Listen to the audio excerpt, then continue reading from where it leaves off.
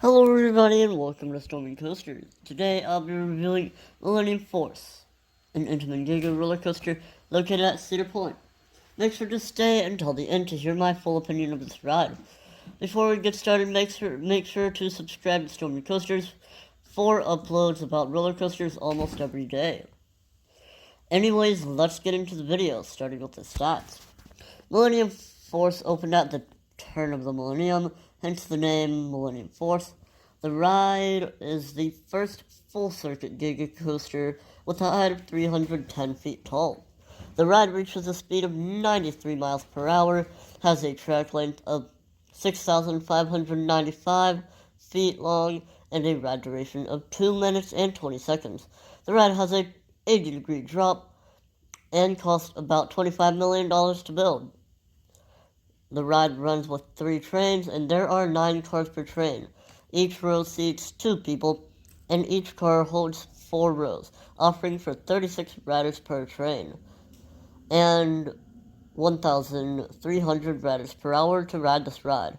But the operators aren't actually that fast on this ride, so I'd assume closer to about 900 people per hour, at least for this year. But now let's get into the overall experience of the ride. Before you get into line, check to see if you have zipper pockets that your phone can securely fit into.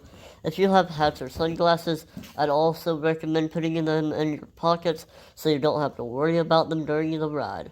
But if you don't have zipper pockets, then you'll have to buy a locker or rent a locker.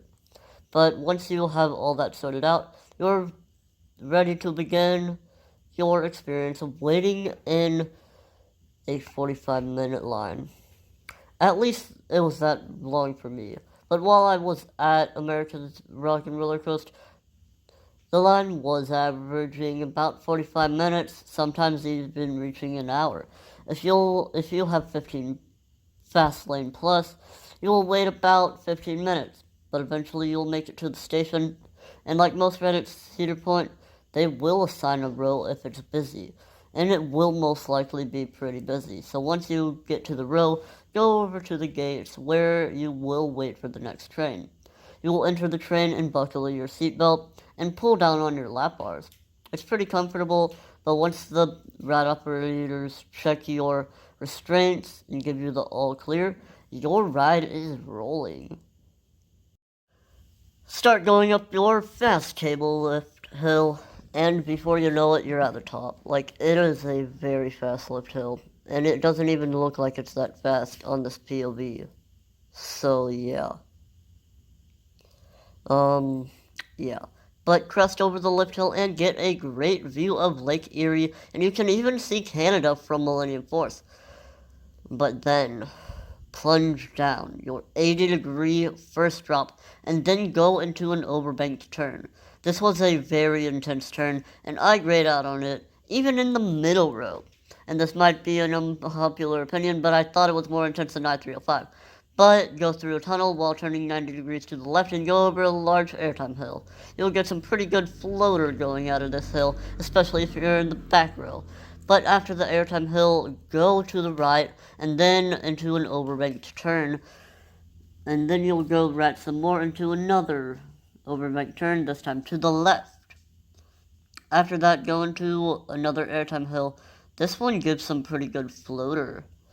Before going into another 90-degree turn left through the tunnel, and into another airtime hill. This one actually gave some pretty good flowjector airtime. Go a little to the left before some glorious straight track. After a couple seconds, go into the final overbanked turn, this time to the right, and slide into the brake run. Wait for the train in front of you to dispatch, and then pull into the unloading platform. The reason that you can't bring loose articles on the ride, unless you have zipper pockets, is because Millennium Force has different loading and unloading platforms. This makes the ride have better operations, so yeah. But it's a pretty fun layout. My personal favorite part is that final airtime hill. The ride is glossy smooth, there are no rough patches, no nothing. I can't really say anything bad about this ride. So, would I recommend riding Millennium Force during your visit to Cedar Point? Of course. It is not my favorite ride in the park, but I would say that it's better than Steel Vengeance. Sorry, Steven fans, but it is very fun.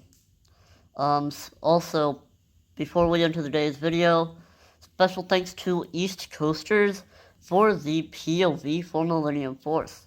You can find his channel link in the description of the comments.